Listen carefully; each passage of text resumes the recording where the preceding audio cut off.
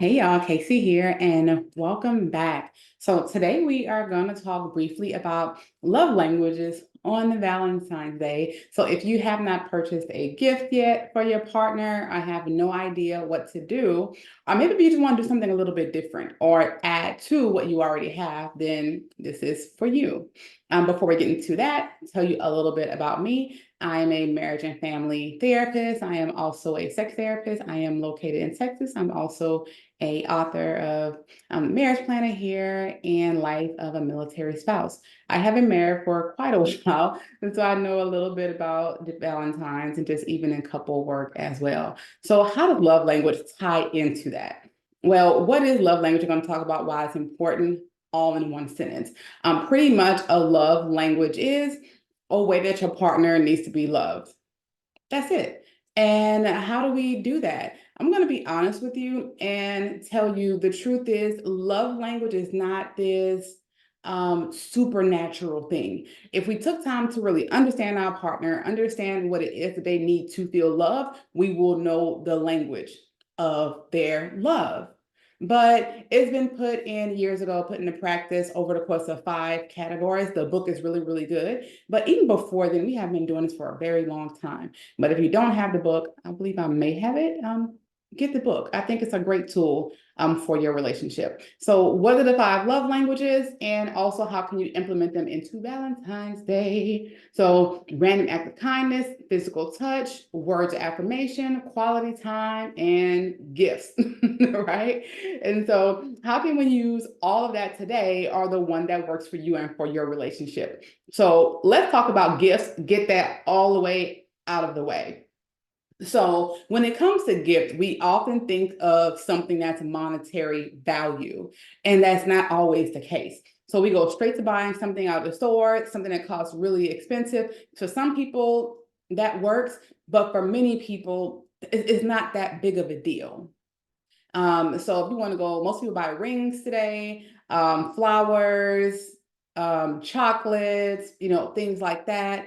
So something that you may find of value to your partner that they may like, or something they've been wanting for a very long time. It doesn't have to be anything super romantic. It doesn't have to be anything super expensive just because it's Valentine's Day. So now we know what a gift is. Let's talk about quality time and what can quality time look like on this day. Putting the kids to bed early and watching a movie together.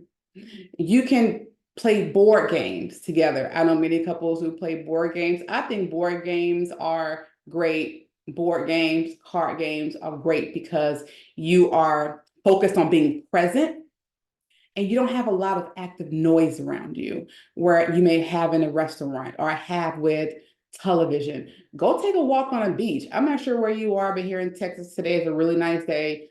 Beach is not up here where I am, but if you're down towards Galveston, somewhere like that, if you're on the coast, take a walk on the beach.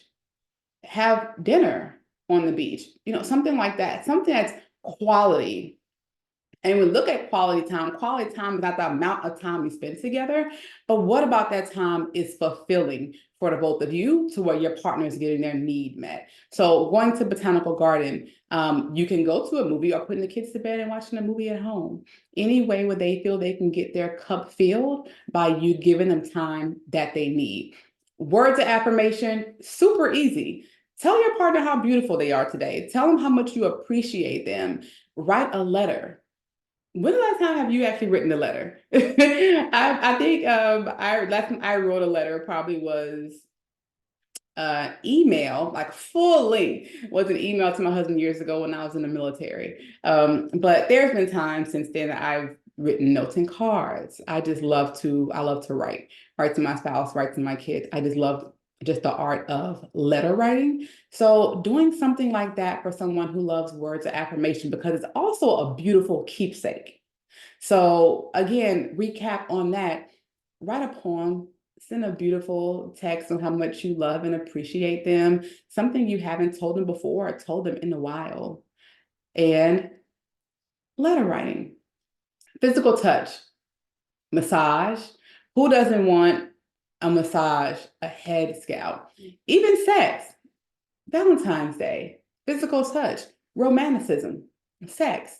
And I can create a whole nother video of what that looks like, but sex looks basically how you want it to look and what works for your relationship. So any physical touch where your body is touching theirs, your hand is touching them and making sure they are, catered to, they are relaxed. So we all know how to get down in regards to physical touch, but don't feel like you have to go out of the way to get them a massage. A massage is great, but they probably would love it from you even better. Got it? So, random act of kindness.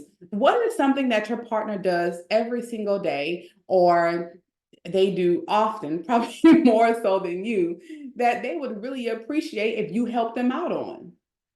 Is your partner the one that's always washing the dishes? Have the kitchen clean when they get home. You don't have to do it. You can hire someone to do it. They don't have to do it. What is something your partner usually does? And you can just take the weight off of them today.